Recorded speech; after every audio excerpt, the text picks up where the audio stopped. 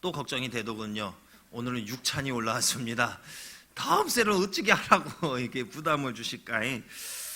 자, 한 30여 년 정도 된 것 같아요. 그 당시에 우리나라에는 흰돌산 기도원을 중심으로 해서 방언 운동이 활발하게 일어나던 때였어요. 그래서 너도 나도 다 방언을 받는 그런 때였는데, 거기 수련회 저도 참석을 했는데 저희 교회 참석한 인원 중에 90% 이상이 방언을 받고 왔어요. 그러면서 방언을 못 받은 사람들은 어때요?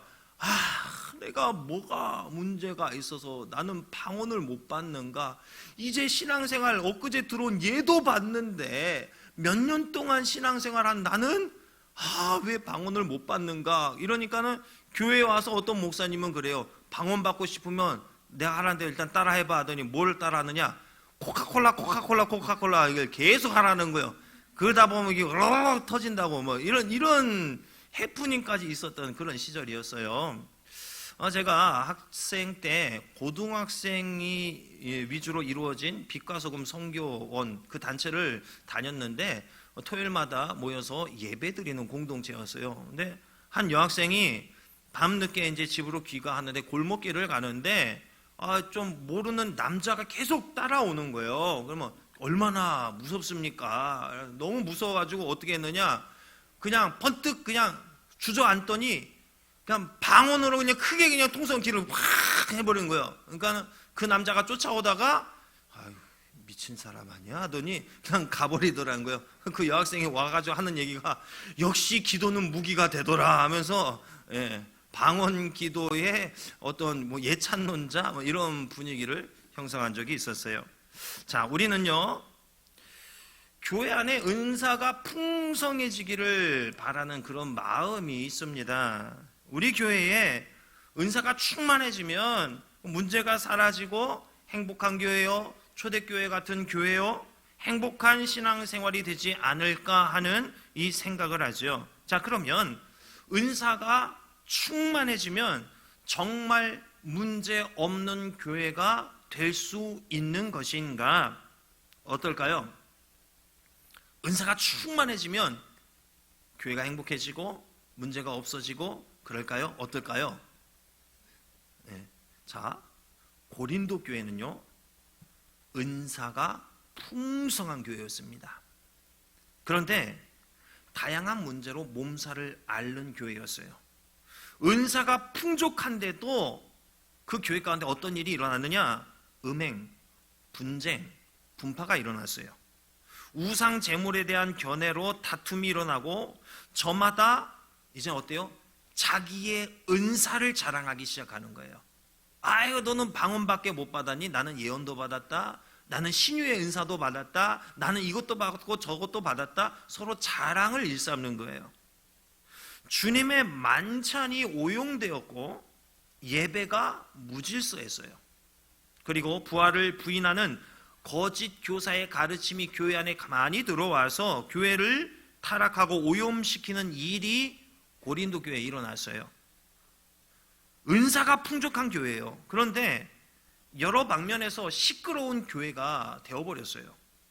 아무리 은사가 충만한 교회라 할지라도 은사로 평안을 이룰 수가 없더라는 것입니다. 은사로 하나님 나라를 이룰 수 없더라는 것입니다. 이런 고린도 교회의 모습은 교회가 평안해지는 데에는 은사 이상의 무언가가 필요하다는 것을 깨닫게 해주고 있어요. 고린도 교회에 일어난 문제의 핵심이 무엇이었냐면은 성숙하지 못함과 신령하지 못함에 있었습니다. 지식이 풍족했어요.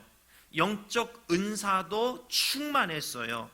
그러나 성숙하지 못하고 신령, 즉 거룩하지 못하다 보니까 문제가 발생하는 교회가 되어버렸다라는 것입니다. 이 사실을 통해 우리는 깨닫게 됩니다. 은사가 많고 은사가 충만하고 은사의 역사가 크게 세게 일어난다고 그거 우러러 볼 일은 아니더라는 거죠. 아무리 능력이 나타나도 성숙하지 못하고 신령하지 못하면 그 능력이 결국에는 소용없는 게 되어버리더라는 거예요.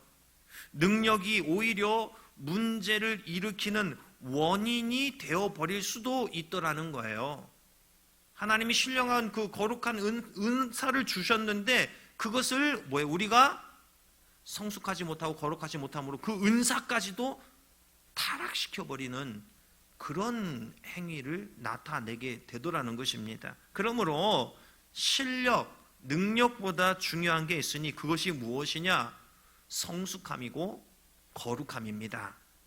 성숙함이 없고 거룩함이 없는 능력은 오만함과 교만에 빠지게 됩니다. 하나님은 교만한 자를 싫어하십니다.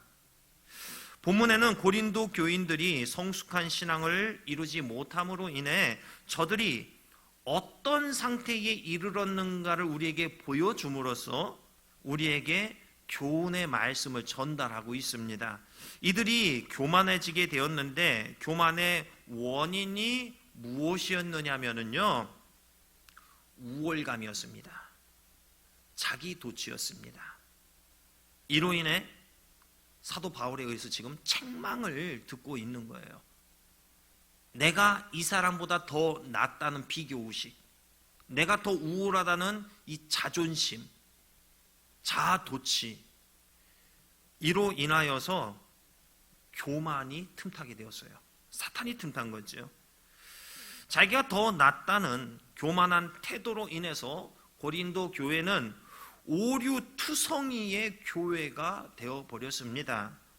은사는 풍족했습니다. 그러나 그리스도의 교회로서 여전히 미숙하고 육신의 상태에 머물러 있는 거예요. 이런 상태가 오류를 만들어내는 공장의 역할을 하고 있었던 것입니다. 여러분, 은사보다 더 중요한 게 무엇인가를 우리에게 깨우쳐주고 있습니다. 은사보다, 능력보다, 뭔가 일을 하는 것보다 더 중요한 게 무엇이냐? 그 모든 것들을 규모 있게 질서 있게 할 수 있는 영적 성숙이에요. 그리고 거룩함이에요. 또 바울은 사도들이 복음 전파를 위해 고난과 구경거리로 살아온 이 비천한 모습을 고린도 교인의 형편과 대조시키고 있어요. 모든 것을 부요하게 누리고 있는 고린도 교회의 교인들과는 달리 바울 자신과 사도들은 그리스도의 복음을 위하여서 세상 지혜에 대해서는 미련한 자가 되었습니다. 육신적인 고난과 정신적인 고난이 극심했지만 끝까지 인내하였고 자신을 박해하는 자들을 권면하고 축복함으로 사도로서의 참된 자세를 지속해 왔다, 이 사실을 언급하고 있습니다. 사도들은 그리스도 때문에 어리석고 약하고 비천하고 줄이고 목마르고 헐벗고 매맞고 정처 없고 수고하였고 모욕을 당했으나 축복하였고 박해를 받았으나 참았고 비방을 받았으나 권면하는 삶을 살았노라. 세상의 더러운 것과 만물의 찌꺼기 같은 삶을 살았노라. 이렇게 표현을 하고 있습니다. 사도들의 삶이 이랬더라는 거예요. 사도들의 삶이 세상의 더러운 것과 같은 삶을 살았다. 세상의 만물의 찌꺼기 같은 삶을 우리가 살았다. 이렇게 표현을 하고 있습니다. 왜 사도 바울은 사도들의 이러한 삶을 이 고린도 교인들에게 이야기해주고 있는 것인가? 바로 너희는 충만하게 지금 누리고 있잖아. 풍족하잖아. 그런데 교만한 마음 때문에 너희가 많이 타락해왔어. 그러니까 교만한 마음을 버리고 이 사도들을 본받아서 겸손히 행함으로 이제는 분쟁을 그치고 서로 섬기는 자가 되었으면 좋겠어. 이 이야기를 하고자 함입니다. 바울이 소개한 사도의 삶을 보세요. 사도들의 삶에 어디에 영광이 있고 어디 편안함이 있고 어디에 부귀영화가 있습니까? 바울의 표현대로 더럽고 찌꺼기 같은 삶입니다. 구질구질하고 형편없는 삶의 모양이에요. 사도들은 왜 이처럼 더럽고 찌꺼기 같은 삶을, 구질구질하고 형편없어 보이는 삶을 살았던 것인가? 그리스도 때문에. 다른 이유 없어요. 예수 그리스도 때문에 이런 삶을 살았어요. 그리스도 때문에 이들은 지혜로워 보이는 삶을 포기했습니다. 강하고 높고 배부르고 잘 입고 떵떵거리고 안주하고 안식하고 편하고 당당한 삶을 포기했어요. 모욕에 대항해 싸우기는커녕 축복하였고, 박해를 받는 것에 대해 항변하지 않고 참았고, 비방을 받았지만 칼을 뽑아들지 않고 그들을 품어버리는 삶을 살았습니다. 자, 이와 같은 삶을 나에게 살라고 한다면 어떨까요? 속이 다 그냥 시커멓게 그냥 썩어 문드러지죠. 그렇죠? 최소한 간암 내지는 위암, 암덩어리 하나씩은 품고 살지 않을까 싶어요. 스트레스 때문에. 왜 그래요? 그리스도 때문에, 그리스도 때문에. 예수님 때문에 이들의 삶이 뭐예요? 변했어요. 예수님 때문에 내가 추구하는 이 가치가 변해버렸어요. 이전의 즐거움이 이제는 나에게 즐거움이 안 되는 거예요. 이전의 고통이 지금의 나에게 고통이 안 되는 거예요. 삶이 완전히 이렇게 확 뒤집어진 것입니다. 삶의 역전 현상이 일어나게 된 거예요. 이런 사도들의 모습을 통해 정의할 수 있는 그리스도인의 삶이란 뒤바뀌어짐이라 할 수 있습니다. 이전에 가치 있던 것이 이제는 가치 없어져 버렸고, 이전에 가치 없게 여겨졌던 것들이 나에게 지금 가장 소중한 것이 되는 거예요. 이런 삶이 되는 거예요. 이전의 가치는 무엇입니까? 강함에 있었습니다. 높음, 배부름, 잘 입고 떵떵거리고 안주하고 안식하고 편하고 당당함에 가치를 두는 삶이었습니다. 그런데 예수 그리스도 때문에 찌꺼기 같고 더러운 삶에, 이게 이런 삶이 가치 있는 삶이 되어버린 거예요. 어리석은 삶이 가치 있는 삶이요. 약하고 비천하고 줄이고 목마르고 헐벗고 매맞고 정처 없고 수고하고 모욕을 당한 것, 박해받고 비방을 받은 것, 이런 삶이 가치 있는 삶이 되는 거예요. 그리스도인이라 함은 이처럼 가치의 변화를 경험한 자입니다. 인생의 자랑거리가 달라지는 거예요. 이전에는 성공하고 잘 되는 게 자랑거리였어요. 돈 많이 벌어서 금목걸이 더 두꺼운 거 하고 금팔찌에 집 넓히고 차 좋은 거 사고, 이게 우리 인생의 자랑거리였어요. 그러나 이제는 약하고 고생한 것이 자랑거리가 되는 거예요. 왜 그렇습니까? 왜요? 예수님 때문에 겪게 된 삶이기 때문에 이게 나에게 자랑거리가 되는 거죠. 그게 그렇게 가치 있는 것으로 여겨지는 거예요. 길가에 나 있는 풀, 돌 어떻습니까? 이게 가치 있습니까? 전혀 가치가 없어요. 그렇지만 사랑하는 사람이 풀 한 포기 뽑아서 나에게 건네주고, 돌 하나 이게 들어다 깨끗이 닦아서 이쁘지 하면서 나에게 건네주고, 그러면 어때요? 그게 나에게 가치 있는 게 되잖아요. 예수님은 우리에게 십자가를 건네주셨습니다. 고난의 십자가, 내가 짊어져야 할 고통, 피하고 싶은 인생, 그런데 이게 우리에게 가장 가치 있는 삶이 되었어요. 예수님은 우리가 누려야 하는 복에 대해서 말씀해 주셨습니다. 예수님이 말씀한 복에 대해서 한번 말씀드려 볼까요? 어떤 자가 복이 있는 자냐면 심령이 가난한 자, 애통하는 자, 온유한 자, 의에 줄이고 목마른 자, 긍휼히 여기는 자, 마음이 청결한 자, 화평하게 하는 자, 의를 위하여 박해를 받은 자. 예수님으로 인해 욕먹고 박해받고 거짓말을 당하는 것이 이것이 복이야, 이렇게 말씀을 하셔요. 상식적으로 이거 복 아니잖아요. 피하고 싶은 삶이잖아요. 거추장스럽고 이렇게 피곤하고 내가 스트레스 받고 그런 삶이잖아요. 그런데 예수님은 이런 삶이 복 있는 삶이라고 말씀하시는 거예요. 이와 같은 일에 기뻐하고 즐거워하라고 말씀을 하십니다. 왜 그렇습니까? 우리의 받을 상이 크기 때문이라는 거예요. 이 땅에서 누리는 상에서 눈을 떼고 하늘에서 누리는 상에 관심을 가지라는 거지요. 이 땅에서 누리는 상의 관점으로 보면 예수님이 복이라고 말씀하신 것들 절대 복이 될 수 없어요.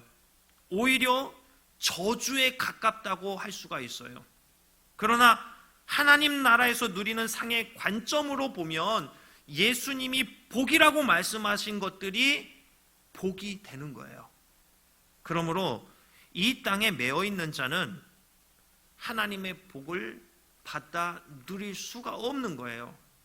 이 땅에서는 부할지 몰라도 그의 영혼은 가난합니다. 자, 무슨 말씀을 드리려고 또 이런 말씀을 언급하는 것이냐? 그리스도인은 이 가치관에 있어서 역전이 일어나야 됩니다.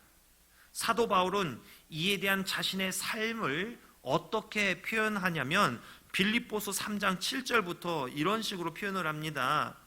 내게 유익하던 것을 내가 그리스도를 위하여 다 해로 여길 뿐더러 내가 그를 위하여 모든 것을 잃어버리고 배설물로 여김은 그의 죽으심을 본받아 부활에 이르려 하노니 오직 내가 그리스도 예수께 잡힌 바 된 그것을 잡으려고 달려가노라.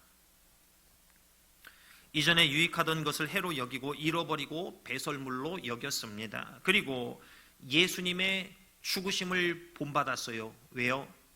부활에 이르는 삶을 잡기 위해서. 바울은 부활에 합당한 삶을 살기 위해 그의 가치관을 완전히 뒤집어 버렸습니다. 오직 예수님을 위한 삶의 모든 것을 쏟아붓기 시작했습니다. 그런 삶을 살면서 바울은 또 뭐라고 고백해요? 내가 이걸 다 이루었다 함이 아니다. 완성하지 않았다.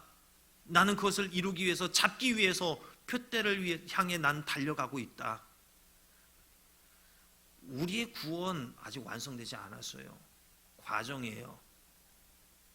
자, 이 모습이 진짜 그리스도인의 모습입니다. 그리스도인은 완전히 달라진 삶을 살아야 해요. 그런즉 누구든지 그리스도 안에 있으면 새로운 피조물이라 이전 것은 지나갔으니 보라 새 것이 되었도다. 새로운 피조물, 새 것이 되는 겁니다. 왜요? 그리스도 안에 있으니 이런 일이 자연스럽게 당연히 일어나게 되는 거예요. 자, 6절의 말씀은 고린도 성도들의 문제가 어디서부터 시작되었는지에 대해서 보여주고 있습니다. 자, 기록된 말씀 밖으로 넘어가지 말라. 이 말씀을 통해 고린도 교회 성도들의 문제가 어디서부터 시작되었는지를 알 수 있어요. 이들은 인간적인 생각으로 하나님의 기록된 말씀을 임의적으로 해석하고 그래도 괜찮아 이런 식으로 행동했더라는 거예요. 이는 죄악된 길에 들어서는 지름길이 되어버리는 겁니다. 하나님의 말씀을 어기는 것 자체가 죄악이기 때문에 그래요. 이 정도면 괜찮지. 이 정도 하면 그거 잘못된 거지. 똑같은 거예요. 똑같아요. 이 정도나 하나님의 말씀에 순종하지 않고 내 임의대로 행동하고 거스르는 거 똑같은 죄입니다. 뭐 선악과를 따가지고 요만큼 긁어 먹거나 이렇게 비워 먹거나 다 먹거나 똑같은 죄예요. 똑같은 죄예요. 말씀을 어기는 것이 죄악이라는 것을 알면서도 내가 말씀 밖으로 이렇게 삐직삐직 이게 빠져나오는 때가 있습니다. 죄의식이 느껴졌지만 이걸 심각하게 여기지 않고 무시해버리는 태도로 살아갈 때 있어요. 너무나 작고 사소한 부분이기 때문에 큰 문제 없어 보입니다. 고린도 성도들은 본문에 이르는 이 다툼, 그 커다란 분쟁, 이런 역사가 일어나기 이전에 서로 판단하는 마음을 갖기 시작했습니다. 형제를 판단하지 말라는 이 예수님의 가르침을 분명히 이들은 배웠지만 판단하는 마음을 가져도 어때요? 판단했어요. 판단. 별일이 일어나지 않네. 뭐 괜찮나 보네. 이렇게 의식. 그러다 보니까 이것이 점점 커지자 사람들이 모인 곳에서 형제를 나가라고 조롱하기에 이르렀고 형제의 연약함을 들춰내기 시작한 거예요. 여기저기 골마가지고 이게 이게 점점 드러나는 거예요. 처음에는 떨리고 좀 어색했겠지요. 그런데 이와 같은 죄를 지어도 아무런 일이 일어나지 않으니까 그 마음이 무뎌지게 되었어요. 화인 맞았다는 표현을 하죠. 성경에서는. 이런 반목으로 인해 마음이 점점 강팍해지게 되었습니다. 상대방에 대한 교만한 마음이 들어서게 되었습니다. 서로 대적할 만큼 그게 발전하게 되었습니다. 처음엔 이 죄에 대해서 발가락 끝만 살짝 담갔을 뿐인데 어느새 온 몸이 죄에 푹 잠겨버리게 된 거예요. 그 시작이 뭐예요? 살짝 조금 말씀 밖으로 넘어가면 이런 일이 내 삶에 우리에게 일어나게 되는 거예요. 하나님의 말씀은 철저하게 지켜야 됩니다. 내 생각, 내 주장, 내 말과 행위가 말씀을 넘어가게 되면 죄의 수렁으로 내가 브레이크를 못 잡아요. 걷잡을 수 없이 그냥 확 빠져들게 되는 것입니다. 거룩함, 신앙의 순수함을 지켜내려면 말씀 밖으로 넘어가는 일이 일어나지 않도록 늘 나 자신을 주의하는 삶을 살아야 됩니다. 늘 깨어 있어야 돼요. 날마다 순간마다 말씀을 가까이 하고 기억하고 지키려는 노력이 끊임없이 존재해야 됩니다. 피곤할 정도로 말씀을 손에서 놓지 않고 붙들려는 이 의지와 노력이 우리에게 필요한 거예요. 이거 놔버리면은요 한순간이에요. 말씀을 지키려는 태도에서 우리 인생의 문제가 시작되더라는 것입니다. 이슬 위에 속옷 젖는다는 말이 있습니다. 하나님의 말씀에 대한 태도라는 이 작은 부분이 시간이 지나면서 삶 전체를 좌우하는 것으로 자라나게 되는 것입니다. 아주 사소한 부분이에요. 그러나 이 사소한 것이 내 삶 전체를 좌우하는, 내 삶을 그냥 통째로 먹어버리는 이 역할을, 이 역사가 일어나게 되더라는 것입니다. 그러므로 하나님의 말씀을 철저하게 지키려는 의식을 붙드시기 바랍니다. 말씀의 기준에 어긋나는 나의 생각과 말과 행동에 대해서 분명하게 짚고 넘어가야 돼요. 뭐 괜찮아 안 돼요. 사소한 것에서 시작되는 거예요. 죄의식이 있지만 심각하게 여기지 않고 무시해버리는 태도로 살아가는 이 나의 모습, 너무나 작고 사소한 부분이기 때문에 큰 문제가 없어 보이는 것, 여기에서 다툼과 분쟁의 싹이 자라나게 되는 것입니다. 가정폭력이요 처음부터 강력하게 일어나는 거 아닙니다. 선을 넘는 말과 생각에서 시작해서 점점 강도가 세지게 된 것이죠. 점점 죄의식이 없어지고 점점 그 강도가 강해지게 되어서 끔찍한 일임에도 아무런 가책 없이 사소하게 저질러 버리는 거예요. 내 생각, 내 주장, 내 말과 내 행위가 말씀을 넘어가 버리게 되면 점점 문제의식이 사라지게 되고 말씀을 넘는 수위가 점점 강해지게 되는 것입니다. 자신이 하나님의 말씀에 반응하며 살아가는 모습 한번 살펴보시기 바랍니다. 일상의 삶에서 하나님의 말씀을 벗어나 있는 모습을 찾아보시기 바랍니다. 성도답지 않는 모습을 거리낌 없이 나타내었고 이런 모습이 일상이 되어버렸고 습관이 되어버린 내 본인의 모습 우리는 발견해내야 됩니다. 이거 뿌리 뽑아야 돼요. 안 그러면 우리 교회가 내가 고린도 교회 성도가 되어버리는 거예요. 죄는 점점 사람을 무감각하게 만듭니다. 처음엔 겨우 발가락 끝 정도만 탁 걸칠 정도로 미미한 존재의 죄였지만 그것을 방치하면 어때요? 내 마음에 콕 찍어서 존재했던 것이 방치해버리면 이게 점점 자라게 돼요. 그 영향력을 넓혀서 결국엔 나의 모든 부분을 잠식해버립니다. 그러면 이게 되돌려지지 않아요. 결단이 안 돼요. 죄에 익숙하고 거기서 쾌락과 기쁨을 누렸던 내 삶을 포기 못해요. 나의 삶 전체가 죄로 오염되어 완전히 부패해버리는데 그 시작은 아주 사소한 점에서부터 시작되더라는 겁니다. 우리는 하나님의 말씀에 반응하는 나의 모습을 늘 모니터링해야 됩니다. 사소한 것 하나를 방치해버리면 이게 습관화되어 버립니다. 죄악된 모습이 익숙해져서 더 큰 죄악도 서슴지 않고 저지르는 삶이 되어버리는 것입니다. 다윗이 하나님께 인정받았던 이유는 그가 완벽한 삶을 살아서가 아니었습니다. 사소한 것에도 지적하면 침상을 적시며 회개할 줄 아는 마음을 가지고 있었기 때문이었습니다. 자신의 죄악을 변명하지 않았어요. 곧바로 하나님께 엎드릴 줄 알았어요. 이 때문에 하나님은 다윗을 내 마음에 합한 자라 하였습니다. 하나님의 말씀에 다윗처럼 민감해야 됩니다. 자신을 변호하지 말고 말씀이 지적하면 엎드리셔야 돼요. 사소한 것이라 할지라도 말씀 앞에 엎드려야 됩니다.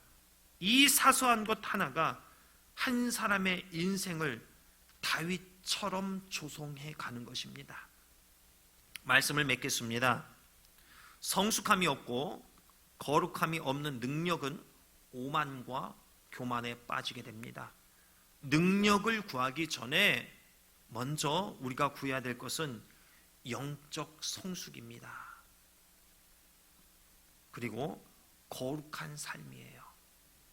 그러면 능력은 자연스럽게 따라오게 되어 있습니다. 능력만 구하는 것은 무엇입니까? 물질을 관리할 줄 모르면서 물질을 구하는 거예요. 로또 복권 1등 당첨된 사람 중에 제대로 삶을 산 사람이 한 사람도 거의 없다는 얘기 들었습니다. 관리할 줄 모르는 사람에게 엄청난 물질이 쏟아지면 그 사람은 완전히 깨어지는 인생이 되는 거예요.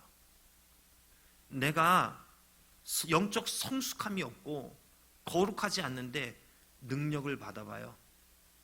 내 자아가 깨질 수밖에 없습니다. 그 능력조차 관리하지 못해 그 능력을 오염시키고 타락하는 데 사용하는 거예요.